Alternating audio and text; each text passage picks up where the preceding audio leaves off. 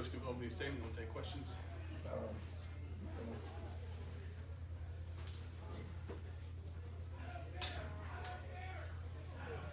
A lot of emotions about this one tonight. I think that you first half we're trying to find a way to get the offense on rhythm.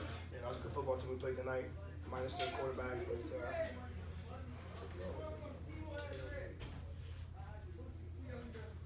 giving up that touchdown late in the first half was tough for our confidence. Thought we played a great job defense in the first half. 0 for 6 on third down in the first half. They were, I want to say 3 for 9, but we just couldn't find the confidence, couldn't find the rhythm to put some points on the board. You know, we had a lot of opportunities to at least try to put some points on the board in the first half, and weren't able to do so. And then you get to the second half, they get the lead. They're going, even though they're going to run the football. They took advantage of their talent, I want to say, compared to ours, but not what we wanted to show. I think for the first half, you saw what type of team it could be. Second half was a different story. When you play teams like that, you can't turn the ball over. You got to be consistent. You got to make plays when you can. You got to finish plays when you can. But that was not what you saw in the second half with us tonight. Joe? Coach, I feel like a turning point of the game was going into the halftime where y'all elected to take a knee. From that point forward, Jackson State got the ball at the second half and outscored y'all, I think 31-13 in the second half. Can you talk about that decision and how that made a snowball going into the remainder of the game? Well, we had 3 timeouts, right? But it wasn't. We were trying to keep it as much as we could because we weren't doing anything offensively, right? So we were trying to just take it in and then try to limit what possibly could happen. I think that for the most part, we had a great game plan in the first half, but we just, we were so much stagnant. I think I went in there, and when I went in halftime, we couldn't get what we needed to get done on the first down. If I remember correctly, when I went to go look what I think after our first 4 or 5 drives, we were 2nd and 11, 2nd and 9, 2nd and 11, 2nd and 7. We couldn't get what we needed to get on our P and 10 to start the game and start drives. We had about 60 yards, total offense. It was just trying to get ourselves back in there, get confident defensively. We were going to be able to try to stop them as much as we can, which is what we showed in the first half. But then just thought it'd be a better idea just to take it in, right, and just kind of keep the way it was. Then you get a turnover after a kickoff return.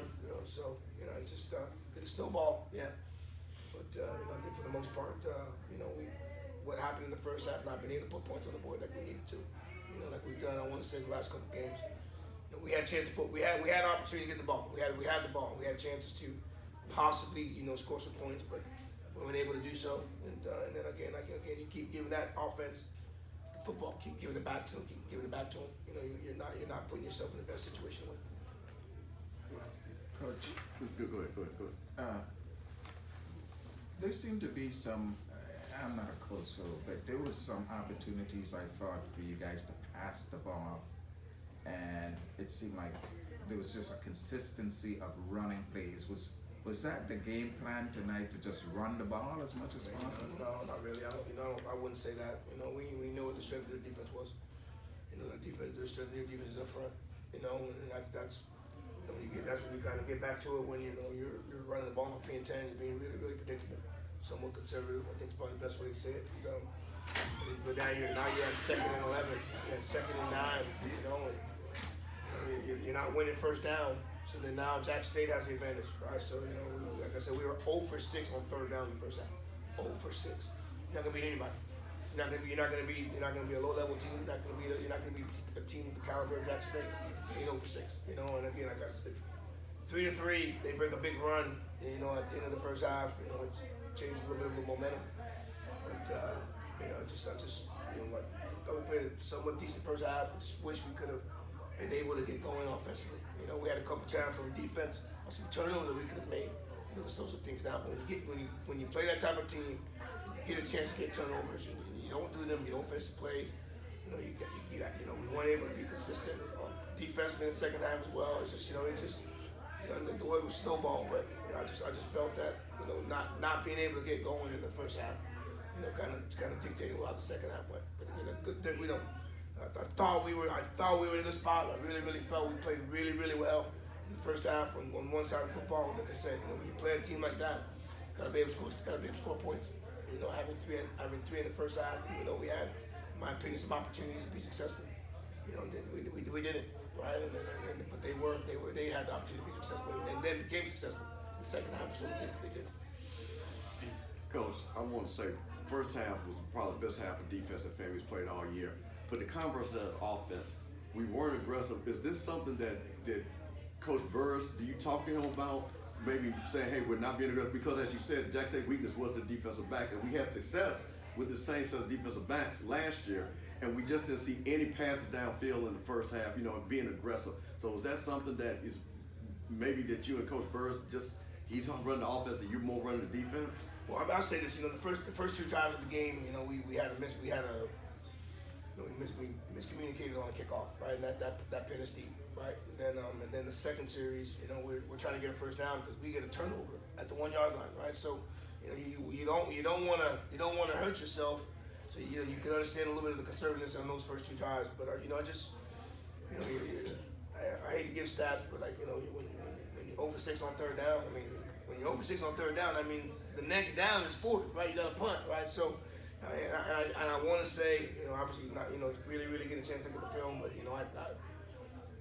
our third downs weren't very manageable, and when you play a team like that and they're having the opportunity to pin their ears back and no one's gonna throw the football on third and long, that's in their advantage, right? I thought that, I wish we would have been a bit more aggressive. That was kind of our conversation at halftime. I want to say I think we ran the ball. When we say P and 10. That's the first drive of every series, right? So I want to say on our P and 10 drives, we ran the ball five out of the 6, so, and they didn't have success, right? So, I just when you go back and look at it, I thought we had an opportunity to go down the field a little bit more. Why we didn't, I'll get a chance to take a look at it. But when you get yourself in a game like this, man, you got to attack the weaknesses. They got a big front. We knew they had a very good front. They're one of the tops in the conference in the country. Against the run, I wish maybe we could have went down the field a little bit more. I'll get a chance to look at the film and see why we did not. Mr. Lowry. Coach, it was senior night tonight. Just how can you describe just how you're feeling not being able to sit in the senior class? Tough. A lot of these guys, 25 guys that we honored, 16 to 25 guys are gonna, either graduate with undergrad or graduate with masters. You got guys that have been on this team that have won a track championship, been a part of Celebration Bowls, been a part of home winning streaks. You hate for them to go out the way they did. But the thing about it is it's just the last game at home. We still got 4 games that we got to finish playing. We got the Florida Class that you got to play in as well. Again, see some crazy things that have happened throughout the season, but we got to make sure we finish these next 4 on the road the way we're supposed to. You hate for them to go out the way they did, but like we said in the locker room, it ain't the last one. It just happens to be the last home game. So there's a proper way that we're going to finish, and knowing those guys in the locker room, they're going to try their best to make sure we finish the right way. Back there. A lot was made about what a victory could mean tonight in terms of the direction of the season as far as the SWAC standings. With the result that we got, what's the message moving forward to keep the guys focused? Well, we got in the locker room, and obviously, I explained to them. I said, again, I always take responsibility for all losses, and and I said to them in the locker room, I said, I don't think I put them in the best position to be successful tonight. When you're not, for one, again, you play a team like that, the caliber of Jackson State, you gotta be hitting on all cylinders.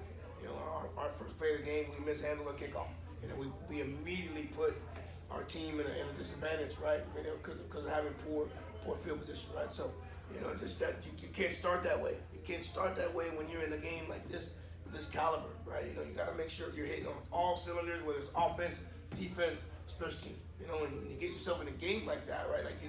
Your stars got to be stars, right? Your players got to be players. Well, their stars possibly outshining our stars tonight, and that's the result that you have. So, what's the message? Our guys know we got to finish. We talk about finishing everything that we do.